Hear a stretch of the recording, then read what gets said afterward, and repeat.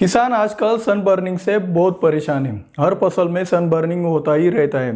इससे ज़्यादातर हमारे फल और फूल डैमेज होते रहते हैं। ये डैमेज रोकना इतनी आसान बात भी नहीं है। सनबर्न से नुकसान होने लगे तो वह बहुत ज़्यादा पैमाने पर फसल खराब कर देता है और किसान उसे रोक समझकर बेवजह फसल पर पेस्टिसाइड छिड़कता ही रहता है। ऐसे में किसान को घाटा होना तय हो जाता है। ऐसे में हमें सन बर्निंग कंट्रोल करने के लिए सन बर्निंग क्या है, इसकी हम पहचान कैसे करें, इसका इलाज कैसे करना चाहिए, इस फसल के कौन से स्टेज में सन बर्निंग आती है, इन सब बातों को हमें बारीकी से जानना चाहिए। इस वीडियो में हम इन सभी बातों पर आपको सलाह देंगे। तो मैं हूँ दिव्यराज और आप देख रहे हो अन्न निर्माता। चलिए शुरुआत करते हैं आज के वीडियो की।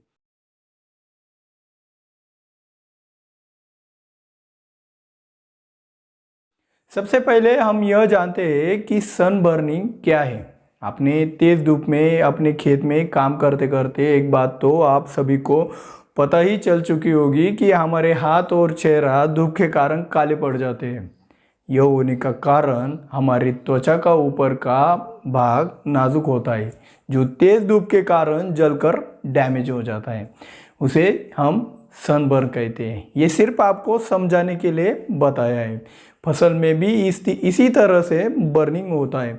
इसे एक और आसान उदाहरण से समझते हैं। बचपन में या हम 5वीं कक्षा में जब थे तब हम लेंस लेकर यानी भींग लेकर धूप में एक कागज़ के ऊपर रखते थे।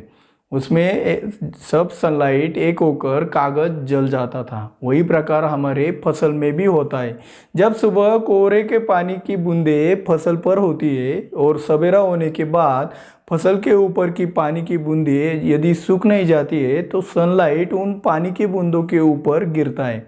पानी की वह बूंदें लेंस की तरह काम कर फसल के उस हिस्से को जला देती है। फल और फूल में यही प्रक्रिया होती है। यदि फल का और फूल का एक भी सेल डैमेज होता है तो फल और फूल पूरी तरह से खराब हो जाते हैं और फूल गिर जाते हैं। चलिए अब सन बर्निंग की पहचान कैसे करें यह जानते हैं। फसल में फूल 100% नाजुक होते हैं और फल मजबूत तो होते हैं, लेकिन एक स्टेज पर वह नाजुक बन जाते हैं।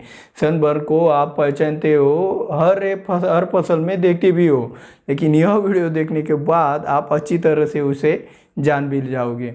हम मिर्च का उदाहरण देकर समझाते हैं। अभी गर्मी के मौसम में मिर्च लगाई तो आप कहते हैं कि हीट के कारण फ्लावर सेटिंग ही नहीं होगी।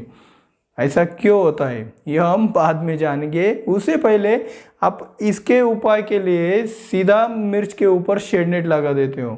भाई शेड नेट लगाने पर फ्लावर ड्रॉपिंग तो रुक जाती है, लेकिन क्या आपने सोचा है कि शेड नेट लगाकर हम फसल का टेम्परेचर थोड़ा कम करते हैं, फिर भी वह जहाँ सनलाइट फसल पर पड़ता है वहाँ सेटिंग क्यों नहीं होती? इसका कारण सनलाइट से होने वाली बर्निंग है, जो इनडायरेक्टली फसल के फूलों का डंठल का टेम्परेचर बढ़ाकर उनके डंठल को जला डालती है। सिर्फ टेम्परेचर के कारण होता तो ओपन मिर्च में पत्तियों के निचले हिस्से में सेटिंग कैसे दिखती है? इसका कारण सिर्फ सनलाइट है, अल्ट्रा वायलेट रेज, और इसे हम एक प्रकार की बर्निंग भी कहते हैं। अब फल पर बर्निंग कैसे पहचानते हैं यह जानते हैं। आपके फसल के उस हिस्से में जहाँ तेज धूप आती है सिर्फ वही के फल आपको डैमेज दिखेंगे। सनलाइट के बाजू वाले फल डैमेज दिखे तो समझ जाना ये बर्निंग है। अब जानते हैं इसके स्टेज के बारे में। टमाटर, बैंगन, मिर्च जैसी फसलों में फ्लावरिंग स्टेज में ये आसानी से दिखाई देता है। फलों में ये फलों की साइज होने के बाद और मैच्योरिटी स्टेज के पहले हमें सनबर्निंग दिखाई देता है। अब जानते हैं इसके उपाय के बारे में।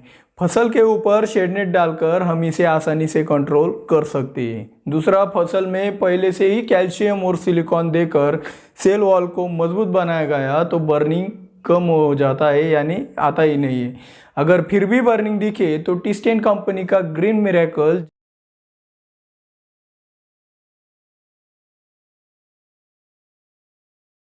जिसमें फैटी एसिड होता है उसका स्प्रेइंग आप कर सकते हो। और फिर भी बर्निंग ना रुके तो आप इसाग्रो कंपनी का सियाप्टन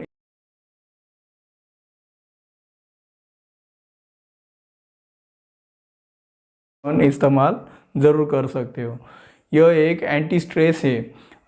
फसल को बर्निंग के स्टेज में पानी कम ही दे तो अच्छा रहता है। वीडियो अच्छा लगे तो वीडियो को लाइक और शेयर ज़रूर करना, और हाँ, चैनल को सब्सक्राइब करना न भूलना। जय जवान जय किसान।